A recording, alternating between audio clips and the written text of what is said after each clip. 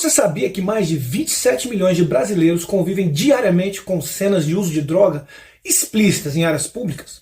Essas regiões, conhecidas como Cracolândia, se tornaram parte da rotina de milhões de pessoas no Brasil.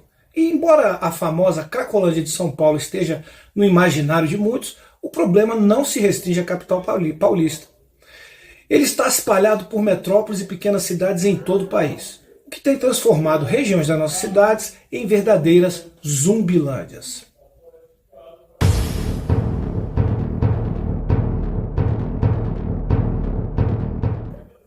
Como vão, meus amigos? Bem-vindos ao meu canal. Eu sou Luiz Fernando Ramos Aguiar, tenente-coronel da Polícia Militar do Distrito Federal, especialista em segurança pública com mais de 26 anos de experiência. Já deixa o seu like, curte esse vídeo e siga o meu canal para não perder nenhum conteúdo. Uma pesquisa recente do Datafolha, encomendada pelo Fórum Brasileiro de Segurança Pública, revelou que 17% da população brasileira vê cenas de uso de drogas em seu trajeto diário, de casa para o trabalho. Essa convivência é ainda mais intensa nas grandes cidades. 1 em cada 4 moradores das capitais relata passar por essas áreas todos os dias. Já nas cidades do interior, essa proporção cai para 11%.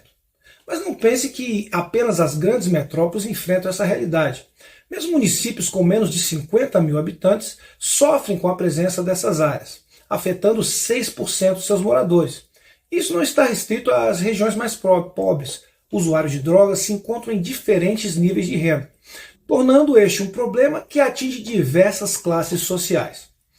A cidade de São Paulo, por exemplo, possui 72 áreas de concentração de usuários de drogas, que estão espalhadas por 47 bairros. A maior parte dessas cenas está na periferia. Na Zona Leste, temos 20 pontos, na Zona Norte, 14, e na Zona Sul, 6. E não é só São Paulo. Em todo o estado foram identificadas 160 cracolândias, em 44 municípios.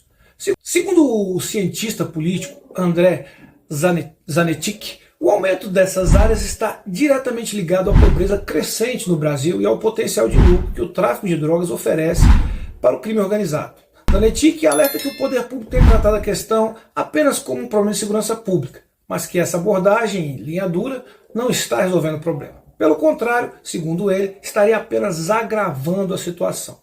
Para ele, a falta de alternativas de tratamento eficazes e a ausência de políticas mais sensíveis aos problemas sociais dos dependentes químicos tem jogado o Brasil em uma espiral de violência e repressão, sem que o problema seja realmente resolvido. Mas a verdade é que existe uma leniência do Estado em tomar ações mais efetivas para resolver o problema das cracolândias. Por exemplo, a DPF 976, resultado de uma ação promovida pelos partidos Rede Sustentabilidade, Partido Socialismo e Liberdade, o PSOL, e o Movimento dos Trabalhadores Sem Teto, o MTST. Por exemplo, proibiu a remoção forçada de pessoas em situação de rua. Veja só, lá no número 2, aos poderes executivos, municipais e distrital, bem como onde houver atuação dos poderes executivos federais e estaduais, que no âmbito de suas zeladorias urbanas e nos abrigos de suas respectivas responsabilidades, ele resolve aí, ó, o número 2, a linha 3. Proíbam o recolhimento forçado de bens e pertences, assim como a remoção e o transporte compulsório de pessoas em situação de rua. Obviamente que medidas estritamente repressivas são ineficazes para a resolução do problema, e que nem todo morador de rua é usuário de drogas como crack. Mas ao se proibir medidas coercitivas que sejam tomadas, é tirar do Estado uma ferramenta que, em casos pontuais específicos, podem ser determinantes para dispersar zonas de concentração de usuários de drogas, as cracolândias. Outro fator que os nossos legisladores parecem desconhecer é a determinação que as pessoas em situação de rua possuem em permanecer nessa situação. Quem já atuou em programas ou entidades que trabalham com esse tipo de problema, percebe de forma clara que um contingente muito significativo dessas pessoas escolhe permanecer nas ruas, mesmo que lhes sejam oferecidas oportunidades para mudar essa realidade.